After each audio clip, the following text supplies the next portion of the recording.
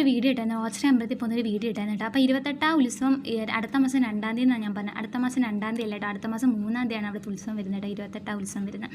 അപ്പോൾ ചെറിയൊരു തെറ്റ് സംഭവിച്ചു, ഞാൻ അതുകൊണ്ടാണ് ഈ ഒരു വീഡിയോ ചെയ്യുന്നത് തന്നെ കേട്ടോ.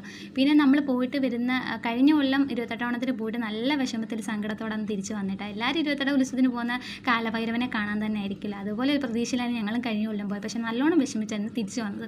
പക്ഷേ ഈ കൊല്ലം അവൻ വരുമെന്ന് നല്ലൊരു പ്രതീക്ഷയുണ്ട് കേട്ടോ. നമ്മൾ വരുന്ന വഴി കണ്ട കാഴ്ചയാണ് കേട്ടോ. അവനെ മറ്റേത് ഹൈവേ സൈഡിട്ടായിരുന്നല്ലോ കെട്ടുന്നത്, ഈ കൊല്ലം നമ്മൾ കണ്ട കാഴ്ചയാണ് കേട്ടോ.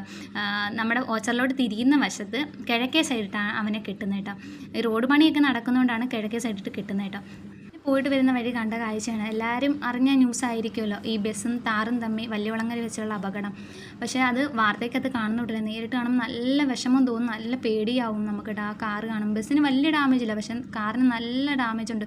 അതേപോലെ തന്നെ ഓരോരുത്തരും അപകടം പറ്റിയ സമയത്ത് അവിടെ ഓരോരുത്തരും ഓരോ കാര്യങ്ങൾ പറയുമ്പോൾ അതിന് സങ്കടം തോന്നും കേട്ടോ. പറ്റുന്നതും കുഞ്ഞുങ്ങളെ മുമ്പിൽ വെച്ച് വണ്ടി ഓടിക്കുന്ന കുറയ്ക്കുക, അതിൽ പയ്യെ വണ്ടി പോവുക.